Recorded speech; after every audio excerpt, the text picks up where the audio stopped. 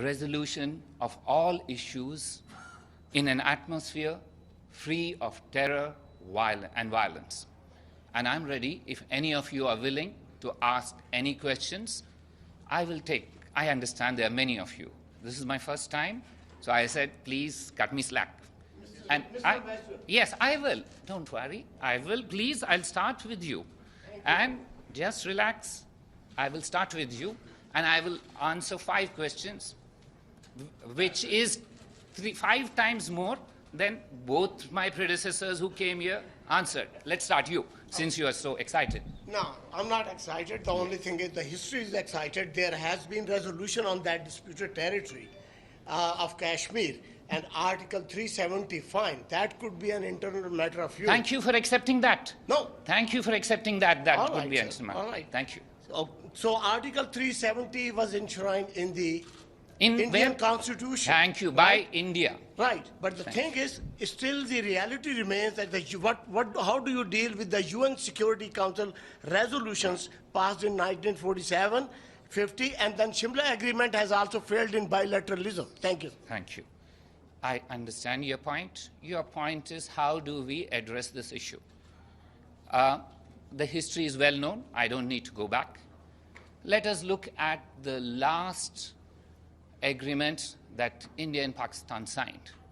And that goes back to 1972. We are committed to that, and we hope Pakistan too is, to try to address these issues in the manner that they have signed on to in a legally binding agreement, and we stand ready to address them in that context. We can go back in history, but every new agreement overtakes the past. So you are very well versed, my friend. Please appreciate that I started by saying we are committed to that agreement, and we hope Pakistan too is. Because if that is so, its action don't seem to be working out with what is in that agreement. Thank you. Yes, sir, I'll answer you, please. I will answer all my friends from the South Asian continent. Number 2. Okay, Ambassador, the fact remains, while you have said all these things, that you're willing to talk and you're ready to, but what has happened? The fact remains, India has steadfastly refused to have any meeting with Pakistan for one reason or another. It has been almost time immemorial. When are you going to sit down with Pakistan and have a meeting? Because, and that's the reality. Thank you. Without Can I answer? Yes, sir. Can Okay. I answer the question? Let's be specific about questions. If your question is whether India and Pakistan has talked, let me tell you, I have been a member of many delegations to Islamabad. You're aware of that. I myself served as an Indian diplomat in Islamabad. So please understand, there are normal diplomatic ways of dealing with countries when countries deal with each other. That's the way to do it. But using terror to try and push your goals is not the way that normal states behave in. No democracy will acknowledge or accept talks when terror thrives. Stop terror to start talks. Yes, sir. Yes, sir. You wanted me? And so that you will not have any doubts that I've answered 3 Pakistani questions. Third. Yes. When will you begin a dialogue with Pakistan? So let me begin by coming across to you and shaking your hand. Yes, sir. All 3 of you. So let me tell you, we've already extended a hand of friendship by saying we are committed to Simla Agreement. Let us wait for a response on that from the Pakistani side. Now I go to you. Yes, ma'am. I will. I will be gender neutral. Ambassador, thank you. Amanda Price from Al Jazeera English. Yes, ma'am. Question for you. How do you respond to Pakistan's assertion that the very fact that we're having a meeting here at the Security Council means this is no longer a bilateral issue? This has been internationalized. Ma'am, you've been covering the Security Council. You are aware that in close consultations, anyone, especially parties to the dispute, can try and throw in anything for the consideration of the members of the Security Council. That's the nature of the beast. However, you have seen what's the outcome of that meeting. There is, I don't want to add further. I've repeatedly said we are ready to address these issues in a manner that states who have normal approaches to international ties should address them. And in our case, we are committed to the Simla Agreement. It's now for Pakistan to make that commitment to stop terror, to start talks. Yes, ma'am. Anyone else? Ladies, yes. Yoshita. Thank you, Ambassador. After 4 questions, so that nobody thinks that I am being biased towards you. Yes, ma'am. Just before the meeting, Russia said that it favors a bilateral track between India and Pakistan on Kashmir. That's again a viewpoint of many other countries here at the UN. So again, in a way that Pakistan said that it's internationalizing the issue, but with other countries not in favor of that, how do you see this, given the fact that other countries are saying it's a bilateral issue? I do not, like my predecessors, take on the responsibility of speaking for the Council. The Council has spoken. It's pretty clear.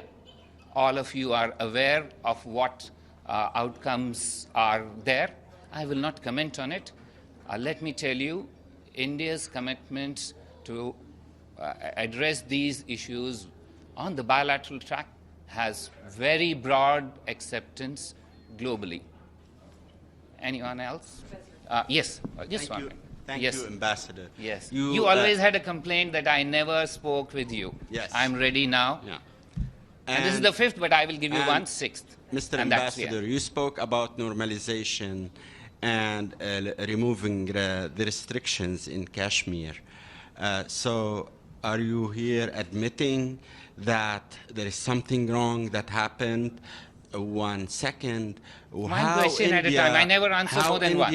How India is going to address the will of the Kashmiri people? True.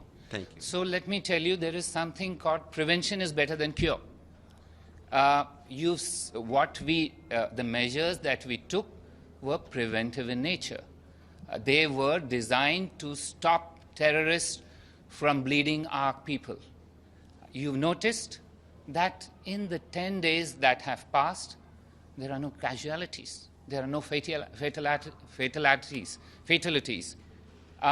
That's because every effort was made to work to ensure that our people in Jammu and Kashmir are not adversely affected in terms of their lives. Yes, there's always a difficulty that sometimes these will lead to restrictions. We acknowledge that. We are an open society. We acknowledge that. But it's a balance of choice that the administrators on the ground should make, not journalists here or diplomats here. Please allow them the space and time to address these issues. They have controlled the situation. You have seen there's not one fatality. In similar situations in large parts of the world, including previously in Jammu and Kashmir, there have been large fatalities if such an issue arises. So please give us some time. We are addressing it in a democratic manner, in a manner that we are committed to address difficulties that our people in Jammu and Kashmir are facing. So last question, ma'am. You talked about Pakistan promoting extremist elements in the region. What do you have to say about the international organization accusing Indian troops and soldiers committing human rights violation in Indian-administrated Kashmir? I don't know what you're talking of. International organization, the UN didn't say anything. I don't go by... well, madam, yes, let's go one by one. Let's go. Please, please, I will answer. Right? There is nobody which is intergovernmental in nature which has accused India of anything that you're saying. Anything. Please, let me explain. Let me explain. You've asked your question. Please cut me that slack. Give me that slack. I'm new to this game. Please understand that. So, no intergovernmental organization in the world has ever said anything about Indian democracy, India's commitment to human rights. We are the country who started issues of apartheid at the UN. None of you who are talking about this were even worried about that. Don't forget, India was the country which changed the charter of the human rights declaration from